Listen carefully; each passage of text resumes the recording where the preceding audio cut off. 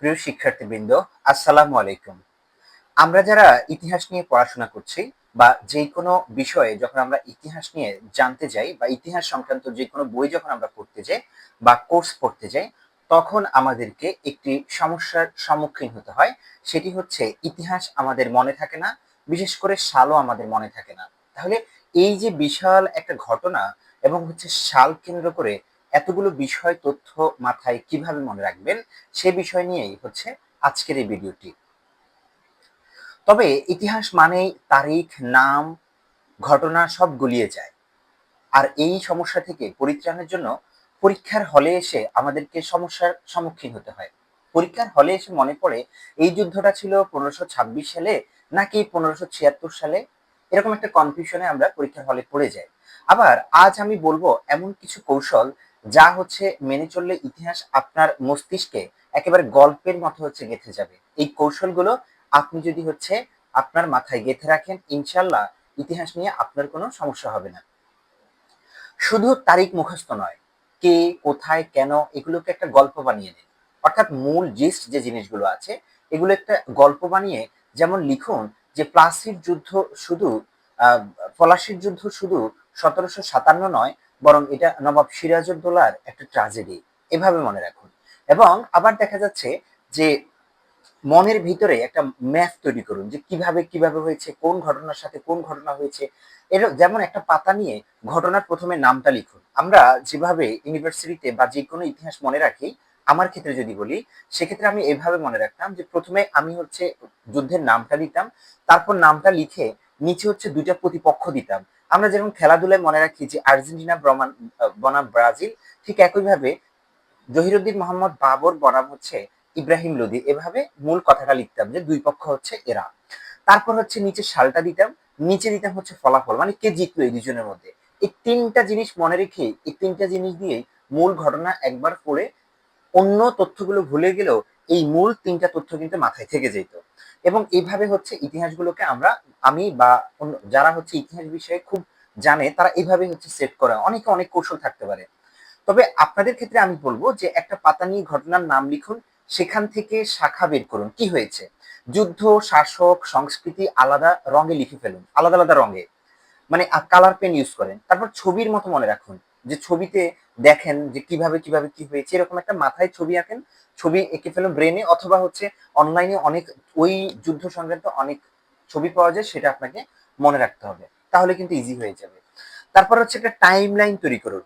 অর্থাৎ আমাদের মনে থাকে না যে কোন সালে কোনটা হয়েছে, কোন সালে একটা হয়েছে 19 শতকে, আরেকটা হয়েছে 13 শতকে, আরেকটা হয়েছে 12 শতকে, আরেকটা হয়েছে 17 শতকে। এই যে কনফিউশন গুলো, এই কনফিউশন গুলোকে দূরে থাকার জন্য আপনার কোর্স রিলেটেড যতগুলো সাল আছে এই সবগুলো সালকে আপনি সিরিয়ালে ফার্স্ট টু লাস্ট একটা সিরিয়াল করে ফেলুন। কোনটা আগে ঘটেছে সেটাকে আগে দিন। কোনো সাল যদি মিসিং হয়ে যায় তাহলে সিরিয়াল অনুযায়ী যেখানে ঢুকবে সেখানে আপনি ওটা অ্যাড করে দেবেন। যেমন আমি লিখলাম ধরেন হচ্ছে 1526, তারপরে লিখলাম হচ্ছে 1576। 1526 হচ্ছে মোগল সাম্রাজ্য শুরু হয়।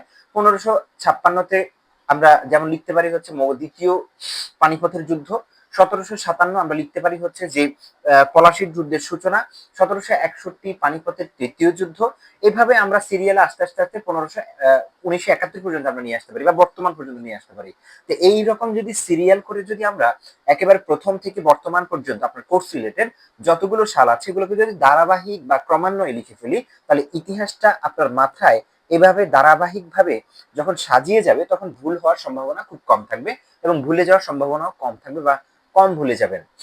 তারপর হচ্ছে আপনি যদি হচ্ছে যে বাবর, হুমায়ুন, আকবর, জাহাঙ্গীর, শাহজাহান, আওরঙ্গজেব এভাবে সিরিয়াল করে মনে রাখতে পারেন, অর্থাৎ বাবা, ছেলে, কে, তার ছেলে, এভাবে সিরিয়াল মনে রাখেন, তাহলে আপনার জন্য কিন্তু ইতিহাসের ধারাবাহিকতা হঠাৎ করে আহ এসে মনে রাখাটা ইজি হয়ে যাবে, সিরিয়াল যদি ক্রমান্বয়ে যদি আপনি মনে রাখতে পারেন শাসকদের। তারপর হচ্ছে আপনার আরেকটি গুরুত্বপূর্ণ বিষয় হচ্ছে আমরা যদি গ্রুপ স্টাডি করি বা আলোচনা করি, এখন আপনি যতটুকু জানেন এবং আপনার ফ্রেন্ড সে যতটুকু জানে, এটা যদি আমরা দুইজন শেয়ার করি তাহলে কি হয়, আপনার যেটা মিসিং আছে সেটা আপনার বন্ধুর থেকে আপনি জেনে গেলেন, আবার আপনার বন্ধুর যেটা হচ্ছে মিসিং থাকবে, জানাশোনার গ্যাপ থাকবে, সেটা আবার আপনার থেকে আপনার বন্ধু জানতে পারবে। তাহলে কি হয়, বন্ধুদের সাথে আলোচনা করে পড়লে জ্ঞান কিন্তু দ্বিগুণ হয়। উনি যতটুকু জানবে এবং আপনি যতটুকু জানবেন, শেয়ারের ফলে আপনারটাও দ্বিগুণ হয়ে গেল, ওনারটাও দ্বিগুণ হয়ে গেল জানাশোনার পরিধিটা। তারপর একবার যখন আপনি বলবেন, কাউকে পড়াবেন, তখন কিন্তু সেটা আরো বেশি হচ্ছে মনে থাকে। আমরা যখন হচ্ছে নিজে শেখার জন্য শিখি তখন কিন্তু গুরুত্ব থাকে না, কিন্তু যখন আপনার মাথায় গেঁথে থাকবে যে আমি আরেকজনকে পড়াতে হবে, সে তখন কিন্তু আবার যখন আপনি শিখতে যান তখন ব্রেনে আপনার একটা চাপ প্রয়োগ হয় এবং আপনাকে সিরিয়াসনেস কাজ করে এবং এটাকে আপনার মনে রাখতেই হবে, এরকম একটা টেন্ডেন্সি আপনার মধ্যে তৈরি হয়। কারণ আপনাকে যখন অন্যের সামনে পড়াতে যাবেন, শেখাতে যাবেন, তখন যখন আপনি ভুল বলবেন, কোনো কারণে পারফরমেন্স খারাপ হবে, আপনি লজ্জিত হওয়ার চান্স থাকবে। সেই লজ্জা থেকে বাঁচার জন্য আপনি সিরিয়াসলি পড়বেন। সেজন্য গ্রুপ স্টাডি এবং আলোচনা করে আপনাকে শিখতে হবে। তারপর যদি আমরা যাই হচ্ছে যে ছোট ছোট রিভিশন দিন, অর্থাৎ একবারে 5 ঘন্টা পড়ার চেয়ে 20 মিনিট রিভিশন করলে ইতিহাস কিন্তু মাথায় স্থায়ী হয়। দেখা যাচ্ছে আমি ওই যে 15 দিন আগে কি পড়লাম, টানা নতুন নতুন টপিক প্রতিদিন পড়ছি, কিন্তু 15 দিন আগে যেটা পড়লে ওটা মাথা থেকে চলে যাচ্ছে। ফলে আমি নতুন টপিক যেটা পড়বো এটাও কিন্তু 10 দিন পরে আমার মাথা থেকে চলে যাবে। এই জন্য আপনাকে যেটা করতে হবে যে 15 দিন আগে আপনি যে তথ্যটি, যে ঘটনাটি পড়েছেন, সেটা একটু রিভিশন দেন। রিভিশন দিলে সেটা আপনার মাথায় স্থায়িত্ব হয়ে যাবে 6 মাসের জন্য। দেখা যাচ্ছে আপনি ভুলবেন না। কিন্তু যেটা কিন্তু রিভিশন বিহীন আপনি যতই পড়বেন সেটা কিন্তু আপনার মাথায় স্থায়ী হবে না। সেজন্য আমরা চেষ্টা করব যতটুকু পড়ি সেটা যেন রিভিশন দিয়ে পড়ি। ওটা রিভিশন না দিয়ে নতুন টপিক একটার পর একটা শিখতে থাকলে আপনার কিন্তু কোনো টপিকই মাথায় স্থায়ী হবে না। এবার আমরা যাই হচ্ছে যে এই যে আমরা ইতিহাসগুলো মনে রাখবো, এটা কতটুকু হচ্ছে আমাদের মনে থাকার সম্ভাবনা আছে। এই প্রক্রিয়া যদি আমরা করি তাহলে আমাদের ইতিহাস মনে থাকার সম্ভাবনা অনেকাংশেই বেশি। কারণ আপনি যদি শুধু বই পড়ে পড়ে চলে যান, আপনার কিন্তু মনে থাকবে না, সালও মনে থাকবে না, কিছুই মনে থাকবে না। তাহলে আমি প্রথমে যেটা বললাম ঘটনা, ওই ঘটনাকে একটা কালি দেন, একটা আলাদা রঙে লিখেন। তারপর হচ্ছে দুইটা প্রতিপক্ষকে দুই সাইডে লিখেন, একদিকে এই পক্ষ একদিকে ওই পক্ষ, দুইটা আলাদা করে লিখেন। এই পক্ষের তথ্য কি কি ছিল, নেতা কে কে ছিল, এদের অস্ত্র কি কি ছিল, এই পক্ষের নেতা কে ছিল, এই পক্ষে কতজন সৈন্য ছিল, এগুলো আপনি সিরিয়ালি এখানে তথ্যগুলো অ্যাড করতে পারেন। এবার অ্যাড করে আপনি এবার যেটা করবেন, এই দুইটা সাইডের সাল, ঘটনা, ফলাফল, নেতৃবৃন্দ, এগুলো আপনি যখন অ্যাড করবেন তারপর নিচে গিয়ে আপনি যেটা করবেন সেটা হচ্ছে রেজাল্ট লিখবেন। এবং রেজাল্ট মানে হচ্ছে কে জিতলো যুদ্ধে, সেটা কি আপনি লিখবেন যে রেজাল্ট বা ফলাফল।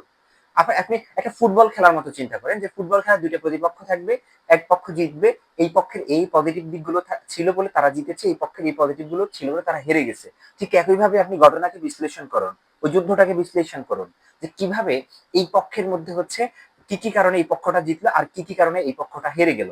এবং ফলাফল গিয়ে আমরা দেখব যে যেই পক্ষটা জিতলো, জেতার ফলে কি কি পরিবর্তন আসলো ওই সাম্রাজ্যে বা ওই প্রেক্ষাপটে ওই অঞ্চলে কি কি পরিবর্তন আসলো। অর্থাৎ আগে যারা ছিল তারা কতটুকু খারাপ ছিল, তারপর এরা যখন হচ্ছে এবার যুদ্ধের মাধ্যমে জয়ী হওয়ার পরে এরা কি কি পরিবর্তন আনলো, এগুলো হচ্ছে ইতিহাসের পরিবর্তন।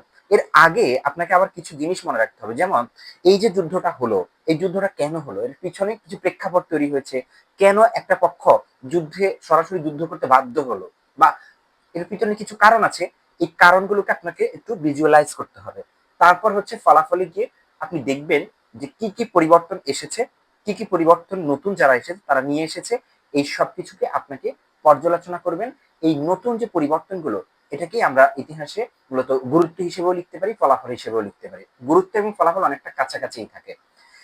এবার আহ, এভাবেই যখন আপনি লিখতে পারবেন এবং এই ঘটনাগুলো যখন আপনি পরীক্ষার হলে যাবেন, পরীক্ষার হলে গিয়ে কি আপনি সরাসরি এভাবে লিখবেন যে এতক্ষণ যেভাবে বললাম, যে উপরে নাম দিবেন, দুই পাশে সাল, প্রতিপক্ষ লিখবেন, সাল দিবেন, এভাবে হচ্ছে এটা জিস্ট জাস্ট মাথায় মনে রাখার জন্য। পরীক্ষার হলে এটা লেখা যাবে না।